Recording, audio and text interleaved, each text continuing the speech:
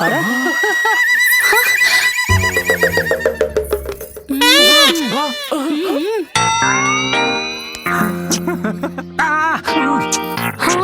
सूखल पड़ा बा वहाँ चुम्मा के पास। अरे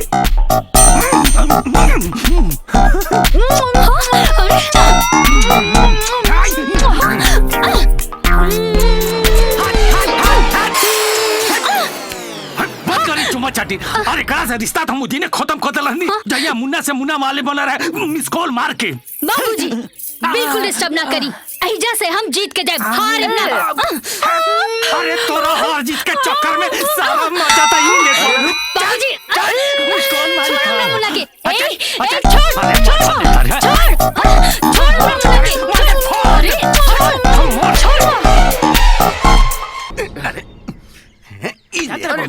बड़ा इंतजाम है। बहुत लोग आ रहे खाए पी के इंतजाम होले का देखा तारी। बहुत लोग आए हैं इंतजाम है। बाप रे बाप। मुन्ना वो देख तो ड्रीम गर्ल आ गई। बाकी फूल के साथ कांटा भी बा। है होने का तक तारी। इतना लोग आए हुए अब कहा बात आ रही। बाप रे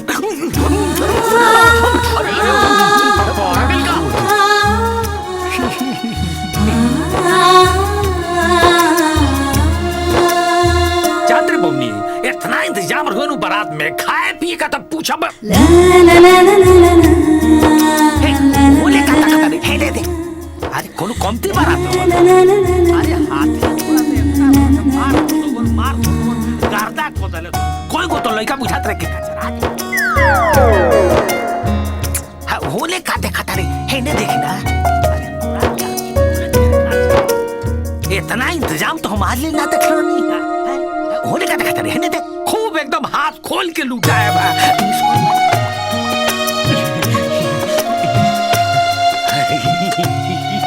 मुन्ना भाई अगर लड़की जाते जाते एक बार और पलट के देखी ना तो मतलब प्यार पक्का बा। अरे पक्का बा मुन्ना एकदम पक्का बा। हाँ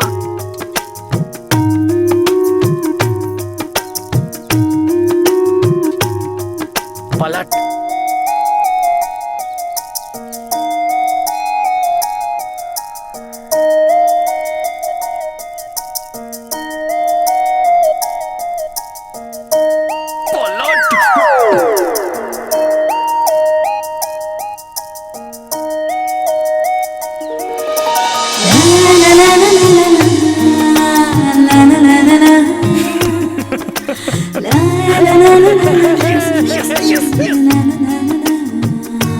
पक्का बा भाई।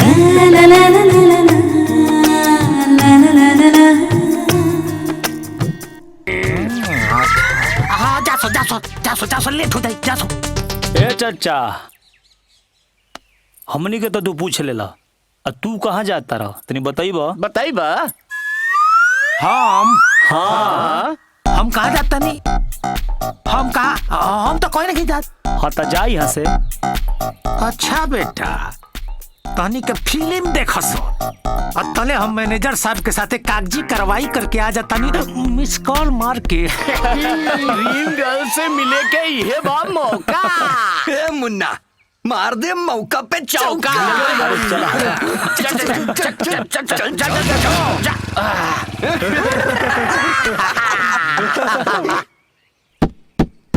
आवतानी के बा। अरे खोली हम पोस्टमैन। अरे चिट्ठी नीचे से डाल दा। दरवाजा के नीचे से कैसे डाली। ए पर साइन करे का पड़ी या मोहर मार का पड़ी तब न मिली। अच्छा ठीक बा खोल रहल बानी। हाँ अरे मुन्ना तू काहे हमार करे जा। बाबूजी तार बौं के गोल बड़े अपना उठ के मोहर हमारा गाल पे लगा दो ना। बाबूजी आ जाए तो तूफान खड़ा हो जाएगा। अरे तुम चटकार में दो का बाबूजी कोई बाड़ो।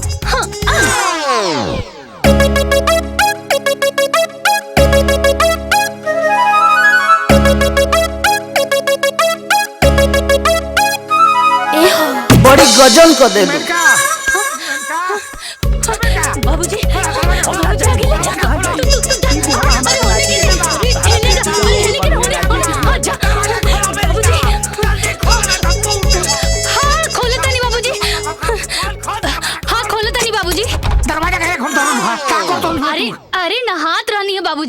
केले बा मुआ दे के केने गेल बाबूजी?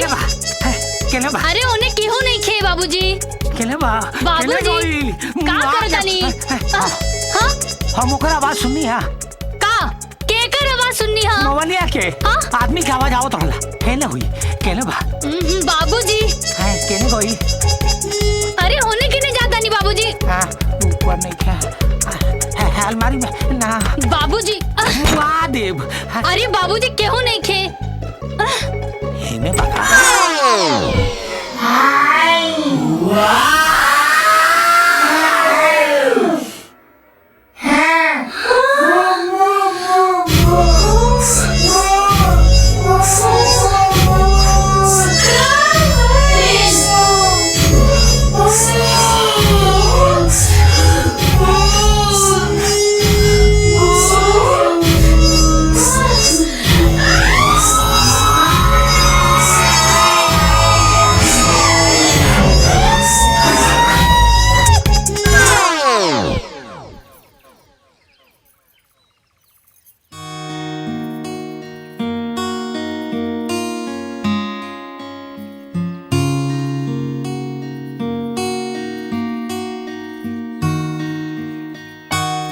का हो पूजा पाठ हो गई?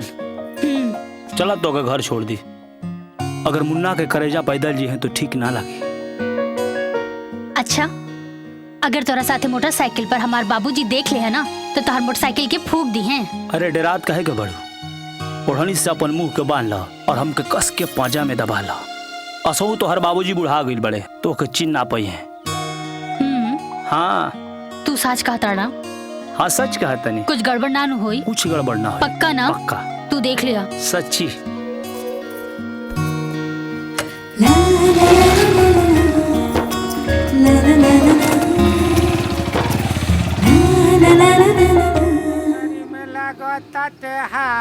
अरे तनी कस के चप्पल रहा तनी मजा हमरो आवे।